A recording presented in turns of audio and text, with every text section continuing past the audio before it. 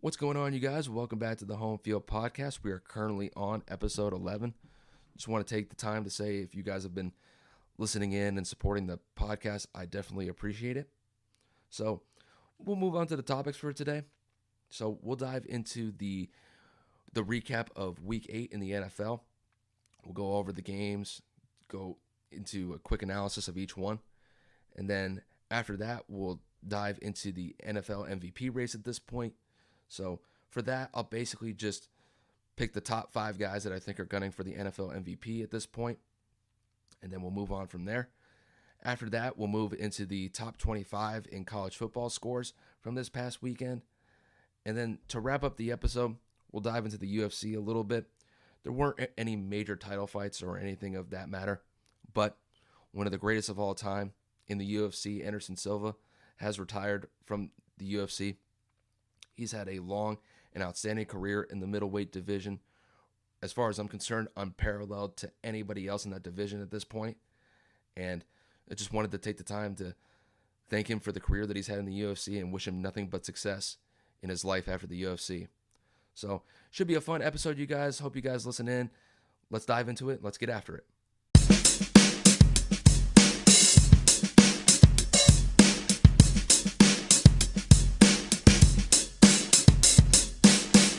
So like I said in the intro, we'll go over the Week 8 games first. So the first game that I have here, I had Pittsburgh getting an impressive win on the road against the Ravens yesterday. So they won by the score of 27-24. Now originally I picked the Ravens to win this game. So they were coming off of a bye. And I thought that they would be fresh. They would be ready to go. And they would be able to give Pittsburgh their first loss of the season. But Pittsburgh proved me wrong. And the reason why was Pittsburgh's defense was key in keeping Lamar Jackson in check for most of the day yesterday. So despite the fact that Lamar threw for over 250 yards, added 60 yards on the run, and 2 touchdowns, he threw 2 interceptions, and one of them was extremely costly because in the first minute of the game, he threw a pick 6 that put Baltimore in a hole early. And it just seemed like Baltimore really couldn't get into a consistent rhythm offensively. And in large part, that was in part to Pittsburgh's defense. Now, flip it to the Steelers here. I thought Ben had a fairly good game. He threw for over 180 yards and added 2 touchdowns. Also, I thought James Conner chipped in with a nice day. He added a rushing touchdown as well.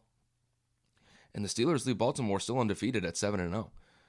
To be honest with you, this has kind of been the surprise of the AFC so far, because I thought that the Chiefs were going to be really the top dogs that everybody else would be gunning for in the AFC this year. But that is not the case. The Steelers have definitely proved to be one of the best teams, if not the best team in football right now. They just came off of a great win last week to the Titans on the road. And then on the road still, they go to Baltimore, one of the division rivals, and they're able to leave winning a close game by 3 points. So this team could go up against anybody. Their defense has been solid so far, and their offense has been great just because they're not turning the ball over. So if they're able to get solid, consistent play from their offense, and if their defense really steps up for the next half of the season, they could potentially be the number 1 seed in the AFC. So we'll see how that goes in the future, but Steelers are looking good right now. So we'll move on to the Saints versus the Bears. So the Saints got the overtime win against the Bears yesterday, winning 26-23. And this game was really a tale of 2 halves here. Because the first half, I thought the Bears looked solid. I thought Nick Foles was playing okay. They were able to pass the ball pretty well. Nick Foles had a nice touchdown to Allen Robinson in the corner in the first half. And then they were still up going into halftime, 13-10. And then when the second half came, I don't know what happened to the Bears, but it's like they forgot how to play football.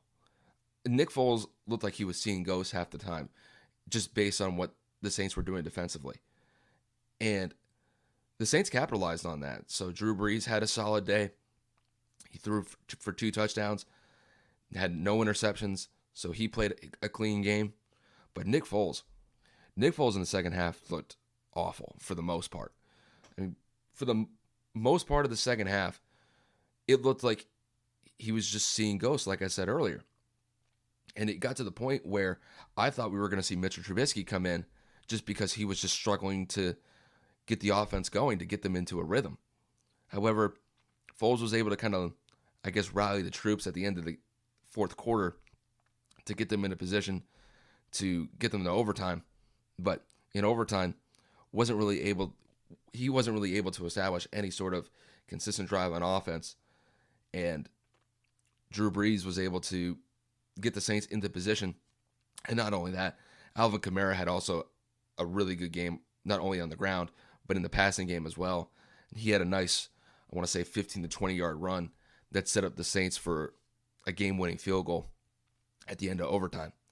So, as of now, the Saints are they're right at the top spot in the NFC South. And they needed this win to stay at pace with the Tampa Bay Bucks. So, and also kind of a cool stat to throw out here. Drew Brees is now the league's all-time passing touchdown leader. Currently, he's at 560 touchdowns. He edged out Tom Brady with his second passing touchdown yesterday. But in all likelihood, Brady and him are going to be flipping back and forth for the rest of the season, because Brady is probably going to throw probably at least 2 or 3 touchdowns against the Giants defense tonight. So I expect Brady to retake that throne after the Monday night game against the Giants. So we'll move on to the Seahawks versus the 49ers. So the Seahawks beat the 49ers fairly easily, winning 37-27. I thought Russell Wilson looked outstanding yesterday. Threw for over 250 yards, added 4 touchdowns as well. Now the thing is, I could talk about Russell Wilson all day. As far as I'm concerned, he's one of my favorites for the MVP at this point in the season. But let me talk about DK Metcalf for a second. DK Metcalf is an absolute monster. So my man DK Metcalf had 12 catches, over 160 yards, and added 2 touchdowns as well. He just had an unreal day. And he's been off to a fantastic start to his career. And having Russ as his quarterback, he's only going to get better as time progresses. He's eventually going to be an all-pro receiver in the very near future. It's really not a matter of if with him. It's when he'll be an all-pro receiver. And to be honest with you, when could be right now, because the way that he's playing, he really reminds me of Calvin Johnson a little bit, but he's faster. And he really has good hands where he doesn't really drop the ball that much. So if he keeps playing like this, and as long as Russell keeps throwing him the ball, DK Metcalf is going to be unstoppable in a couple years from now. So, and this is only his second year. He turns 23 at the end of this year. I mean, if you're any NFL secondary at this point, you got to be shaking in your boots going up against this guy. This guy is just literally head and shoulders above everybody else as far as like the younger receivers go moving forward. This guy's outstanding. So we'll move on to the Chiefs versus the Jets. The Chiefs smashed the Jets just like everybody thought they would. I thought Pat Mahomes had just a great day at the office. Put up a nice 5-touchdown game, and he was literally trolling the Jets defense. So there was a touchdown that he had where he threw it underhanded to Travis Kelce inside the 5-yard line. And then Travis Kelce caught it, got into the end zone, scored it. This was just, I mean, literally, they're going up against the worst team in the league. And they did exactly what everybody thought they would. So this was just, I don't want to say this is just a typical Patrick Mahomes performance. Throwing 5 touchdowns is throwing 5 touchdowns. He had an outstanding day. And if I remember right, I remember KC was at least a 19 to 20 point favorite entering the game, which as far as NFL games are concerned, that's a ridiculous spread to have, and yet they still covered it easily. So as of now, they're currently 7-1. They're only behind the Steelers in the AFC right now. And if they keep playing like this, it was like I was saying earlier with the Steelers. This team could basically beat anybody. You got Patrick Mahomes at the helm. Good luck trying to stop him. The Chiefs defense is nothing to slack either. You got Tyrann Mathieu back there. You also got some good pieces on that Chiefs defense as well. The Chiefs can beat anybody. So I could get into the Jets But I'm not gonna go into the Jets right now. I've already roasted them enough at this point in the season, and I don't feel like kicking them when they're down. Now, if they manage to play somewhat worse in any of these games moving forward, I might reassess that. But the Jets are halfway to a winless season, and to be honest with you, they may go the entire season without winning a game.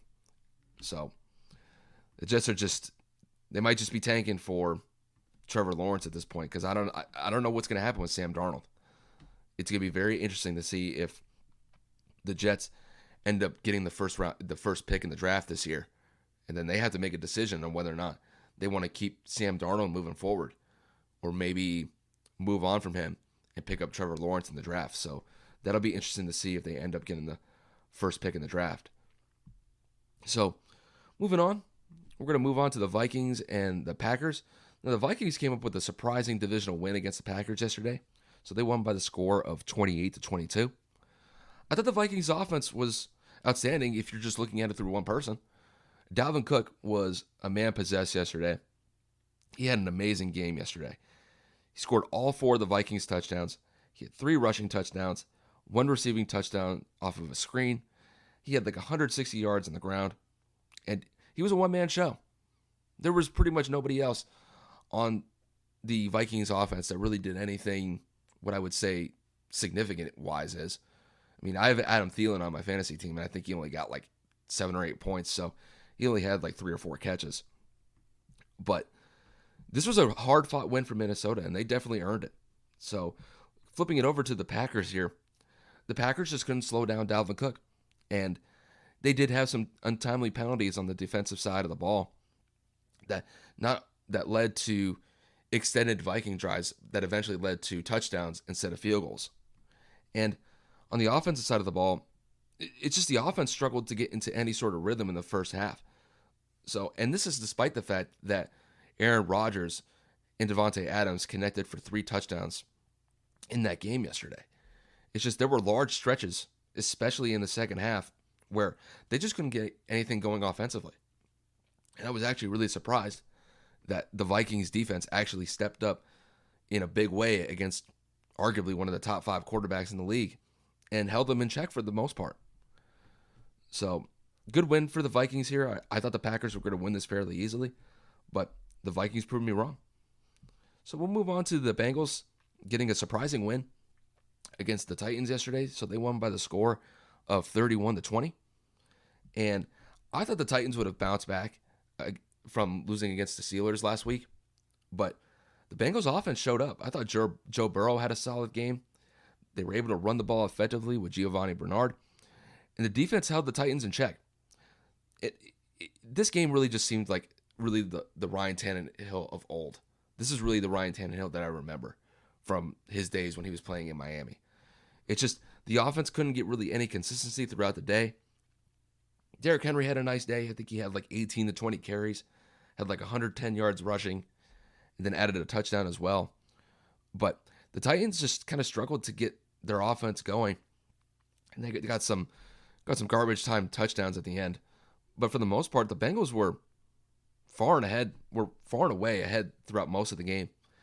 And shout out to the Bengals for getting it done. This was really quite a surprise to me. I thought the Titans were going to be able to win this game fairly easily, but nope, the Bengals had other things to say. So moving on, we got the Colts getting a big win against the Lions yesterday. So they won by the score of 41-21. So I kind of expected this game to be fairly close because I thought the Lions have been a decent team for the last month or so. But the Colts said not so fast, and they basically beat the brakes off the Lions yesterday. The Colts dominated all sides of the ball yesterday, if I'm being honest with you. They got a vintage performance from Philip Rivers yesterday. They got a great game from their running backs and Jordan Wilkins, and I don't know this guy's first name, but I know his last name. His name is Hines. So he was big out of the backfield as far as the passing game goes. And then their defense was outstanding in getting a consistent pass rush against Matt Stafford yesterday. If I remember right, they got like 4 or 5 sacks yesterday. And Darius Leonard made his impact throughout the entire game yesterday. So they played extremely well yesterday. And to be honest with you, the Colts needed this game.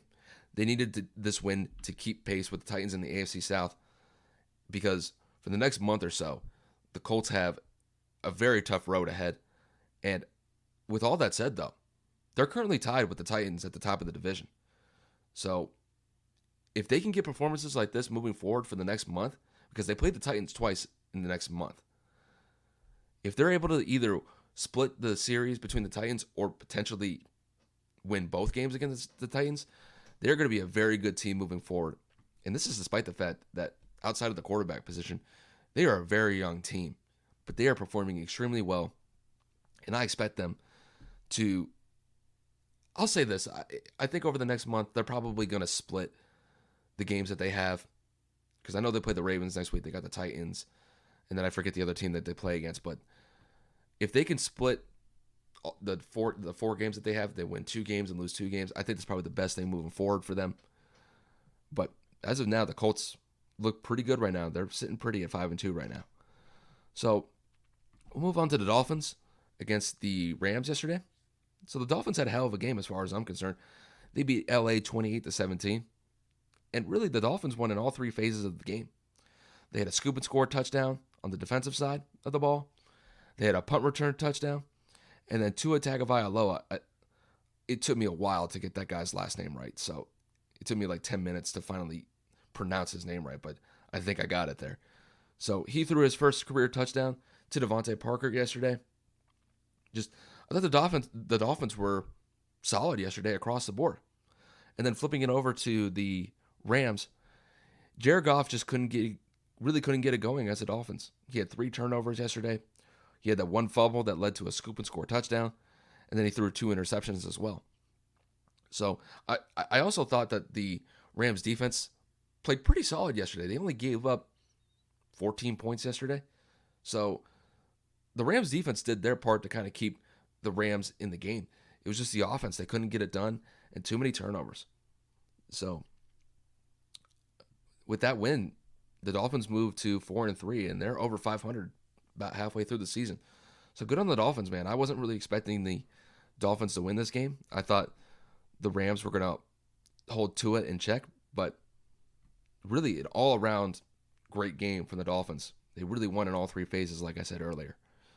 So then we'll move on to the final game that I have here. We'll move on to the Bills versus the Patriots. So the Bills won in a close divisional game against the Patriots, winning 24-21. And this was really a tightly contested game as far as I'm concerned. I didn't think that Buffalo blew the Pats away in any significant way as far as like the run game or the passing game goes, but it didn't matter as they were good enough to beat them. I do like the fact that the Bills were able to run the ball effectively against the Patriots defense to take pressure off of Josh Allen. I just like the fact that they can have a nice balanced attack with Josh Allen throwing the ball, and then they have Devin Singletary and I think the guy's name is Devin Ross. I think that's his name, but don't quote me on that. So if they're able to do that moving forward, I think that's the best thing for them.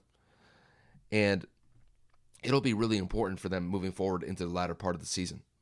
So, and not only that, their defense stepped up when it needed to, especially at the end of the game.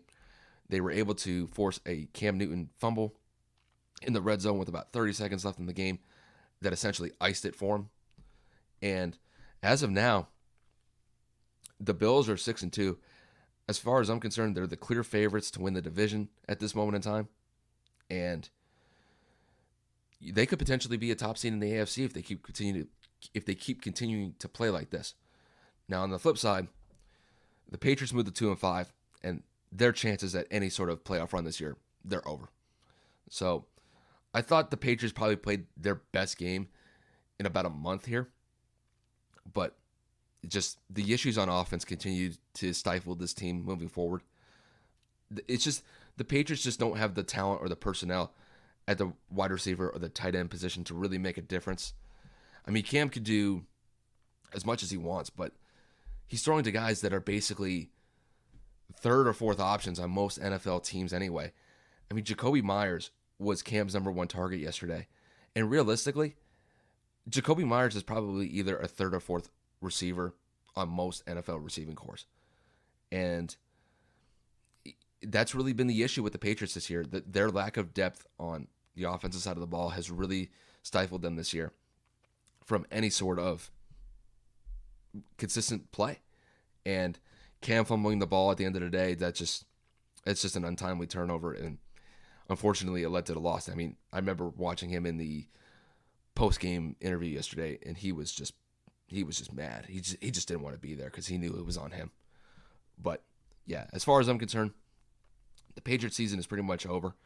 The best thing that they could do at this point is just try to be competitive for the rest of the games that they play this year.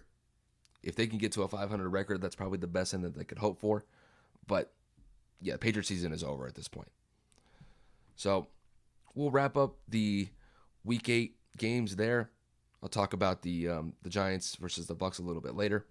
But let's move into the MVP race at this point in the season. So this is I feel like a good time where we're halfway through the season and we get a good glimpse of where the MVP race is at. I don't really like talking about the MVP early in the year as far as like September and the early parts of October goes. Now we're into November. So this is where their teams really start to distance themselves, and this is really where players start to distance themselves from everybody else in the MVP race. So I got 5 guys right now that I have in my MVP race. So at number 5, I got Kyler Murray. Kyler Murray has been outstanding, to say the least, this year. He's going into this is his second year as a starter, and he's been impressive. He's led the Cardinals to be one of the best teams in the NFC as far as I'm concerned.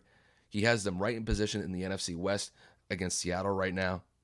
And his stats are solid so far to start the season. He's thrown for over 1,800 yards. He has 13 touchdowns. Now, he does have 7 interceptions, so he does have to kind of limit those moving forward.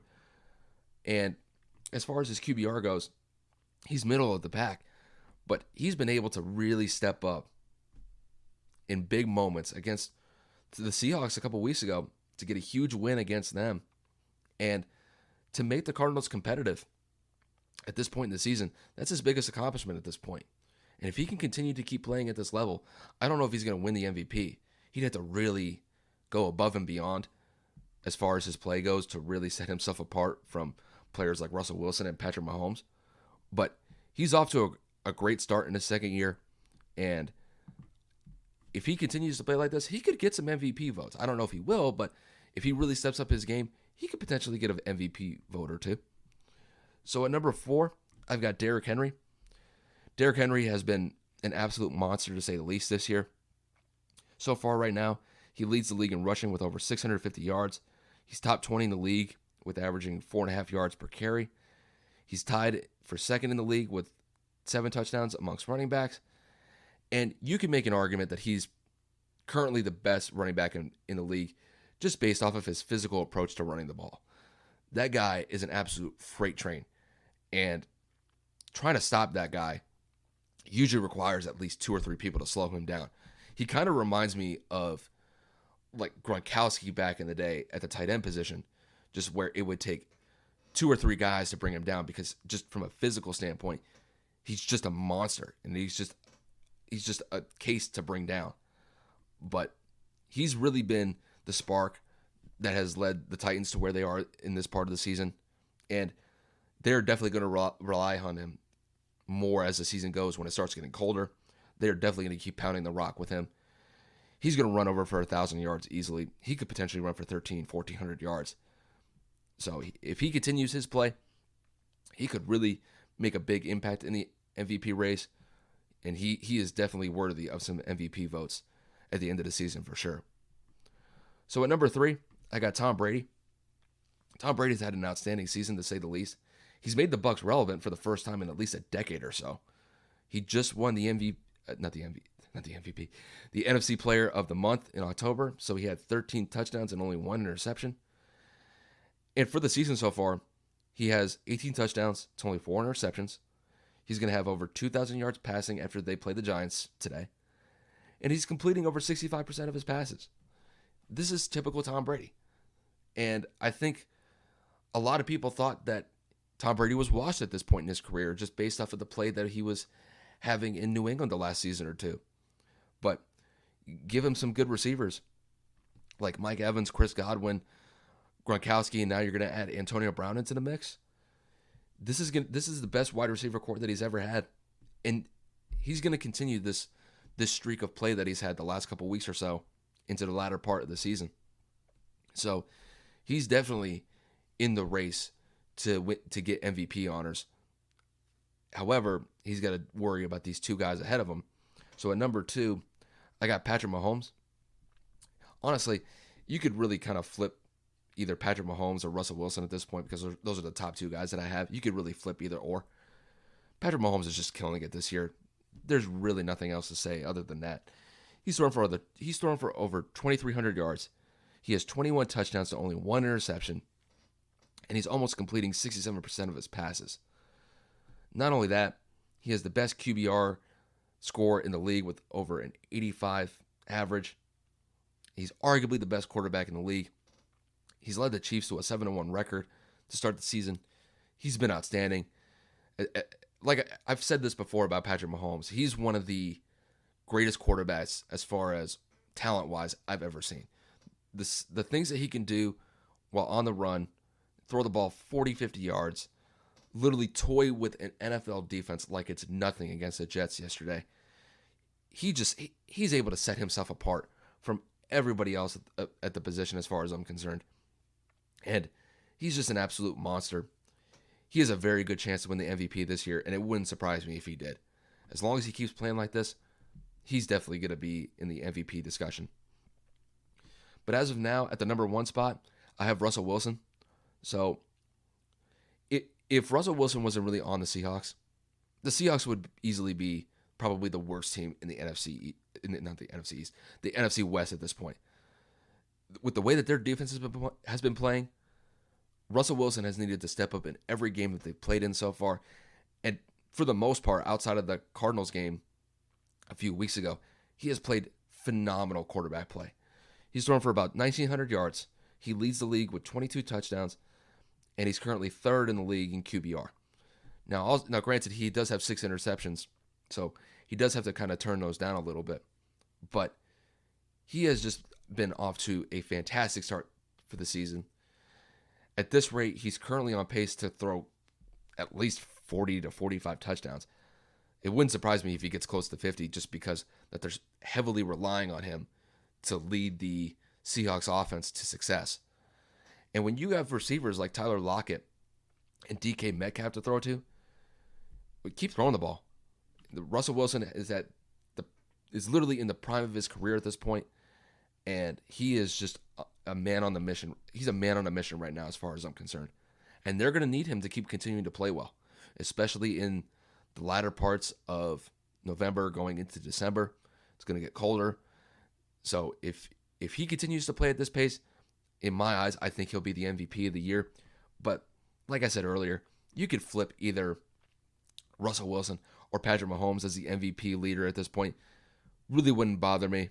But as of right now, I've got Russell Wilson at number 1. So to wrap up the Week 8 part of the NFL, so we'll talk a little bit about the Giants going up against the Bucs. So I picked the Bucs to win this game. I think they're going to win it fairly easily. It really wouldn't surprise me that the Bucs would probably... It wouldn't surprise me if the Bucs win by 25 points here. It's just... The Giants just don't have the personnel to match up against the Bucs defense. The Bucs defense has been absolutely outstanding this year. This is going to be... I remember watching the game last night where... Actually, I did forget to mention the Eagles versus the Cowboys game. So I'll mention that after this. So the Bucs at this point, they're probably the scariest team in the NFL right now just because they added Antonio Brown. And once he gets inserted into the lineup, good luck trying to stop this team. This team is going to start flying as far as I'm concerned once you add him into the mix, as long as he stays out of trouble. It's just Brady's been playing at a great level. He's been playing at a great pace. Their defense has been outstanding, and they need to keep playing well because they have the Saints to contend with in the NFC South at this point. So it's really incumbent on Tom Brady to lead this team to the next level as far as I'm concerned, to getting them not only out of the competition of the NFC South, but to get them into the top spot in the NFC conference at this point. So, like I said, the Giants here just, I don't think, have enough talent to match up with the Bucs here. I think the Bucs win this one fairly easily. It wouldn't surprise me if they pull Brady in the fourth quarter, if it's that bad of a beatdown. So, but I did forget to mention the Cowboys versus the Eagles game. That might have actually been low-key on purpose because I watched that game last night and it was atrocious to watch. Just, I thought the Cowboys offense just couldn't really get anything going. I don't even think Amari Cooper really even got targeted last night. I didn't even hear really his name once. And then on the other side of the ball with the Eagles, Carson Wentz had a terrible game. And I had him starting as my fantasy quarterback this week, thinking that, well, every quarterback that's gone up against the Cowboys defense has essentially torched them. And yet the Eagles come in against the Cowboys defense and they can't play offense. I think Carson Wentz had 4 turnovers last night. He had 2 fumbles, 2 interceptions against this defense. This defense has really not been known to get interceptions this year. If I remember right, the Cowboys defense only had 1 interception as a team coming into this game, and they were able to pick off Carson Wentz at least twice last night. So the Eagles did win, and as of now, they are currently the divisional leaders in the NFC East. I remember, I think I tweeted it out. I think I tweeted this last night. The NFL should have done us a favor and flexed that game out of Sunday Night Football. That game was not worthy of a Sunday night matchup, and it showed. That game was just an absolute waste of time. And as much as it pains me to say, but it's the Cowboys versus the Eagles. Apparently, it's a very hotly contested divisional rivalry, and I guess it showed last night. But yeah, that game was just an absolute nightmare to watch, and I'm just glad that game was over. So that'll wrap up the Week 8 games in the NFL. So we'll move on to the top 25 in college football right now. So not really going to get too much into this. I'm just going to kind of recap the scores here. So at number 1, we got Clemson beating BC 34-28. Now I do remember kind of watching this game on Twitter for a little bit, and at one point I think BC was up like 28-10 against Clemson. Now Clemson obviously didn't have Trevor Lawrence because he tested positive for COVID-19 last week. However, Travis Etienne had a monster game on the ground yesterday, or not yesterday, on Saturday, and he was really able to carry that Clemson offense to getting them the win on Saturday. And then I know they play Notre Dame this week upcoming, so, and I'm pretty sure that Trevor Lawrence is not going to be able to play in that game, so Clemson's going to need a big game from Travis moving into that Notre Dame game next week. So number 2, we got Alabama beating Mississippi State. It's Alabama. This was an easy game. I didn't think they were going to shut out Mississippi State, but they roll 41-0 in this game. Ohio State beat Penn State, so they won by the score of 38-25. Ohio State's the number 3 team in the country, and they beat an 18th ranked Penn State. Not really surprised here. Just Justin Fields has been outstanding so far to start the season, and it certainly showed. So at number 4, we got Notre Dame winning against Georgia Tech, so they won by the score of 31-13. At number 5, we got Georgia beating University of Kentucky 14-3. Then we had an upset at number 6, so Oklahoma State lost against Texas the other day, losing by 41-34 in overtime. At number 7, we got Cincy beating Memphis 49-10. At number 8, we got Texas A&M beating Arkansas 42-31. At number 10, we got Florida beating Missouri 41-17. At number 11, we have BYU beating Western Kentucky 41-10. And then we also have another upset at number 13. So Michigan lost to Michigan State on Saturday. Michigan State beat the Wolverines 27-24. So at number 15, we had another upset as well. We had Virginia upsetting UNC 44-41. That's a pretty close game, so that must have been a fun game to watch. After that, we have another upset as well. We got West Virginia beating Kansas State 37-10. Kansas State was the number 16 team and got absolutely wrecked by West Virginia. Shout out to the Wolverines. Not the Wolverines. It's the Mountaineers, I'm sorry. And then at number 17, we got Indiana beating Rutgers 37-21. Coastal Carolina absolutely beating down on Georgia State 51-0. SMU beating Navy 51-37. We got Iowa State beating Kansas 52-22. And then we got 24 ranked Oklahoma absolutely beating the brakes off of Texas Tech 62-28. And then at number 25, we got Boise State beating Air Force 49-30. And that'll just be that's just a basic recap of the top 25. And then later in the week, I might dive into some of these matchups in the top 25 that we have this week. So I'll definitely make more of an effort to focus on some of the big game matchups going into, I believe it's week 10 in college football.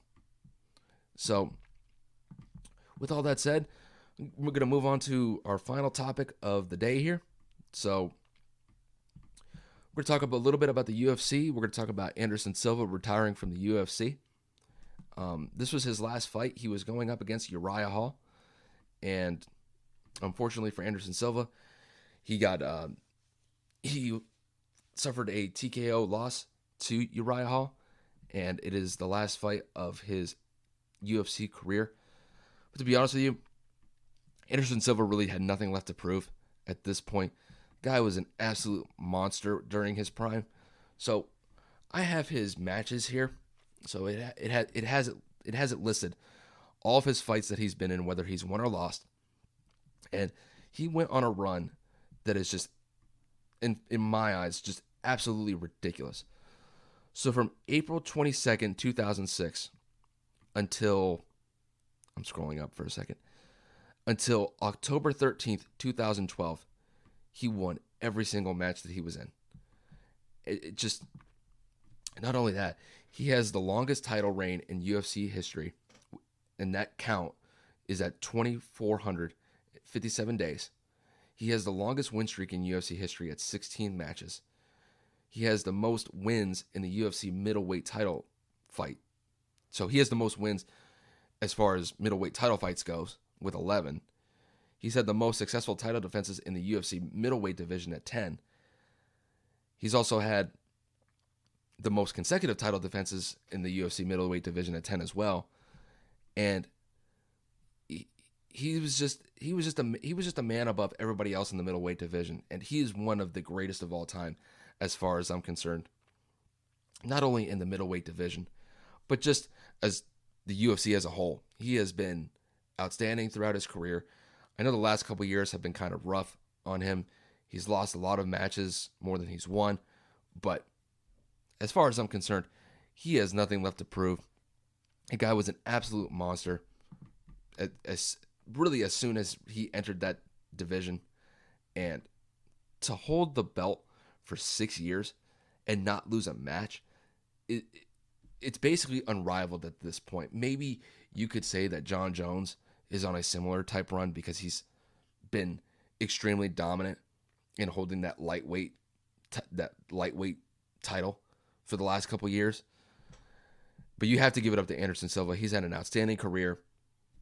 I mean, he's 42 years old at this point. He's not competing for any more titles anymore. It's not really his division anymore. At this point, it's Israel Adesanya's. And I just wanted to congratulate Anderson Silva on a fantastic career. He's been outstanding for the UFC, and the UFC will definitely miss him in the future.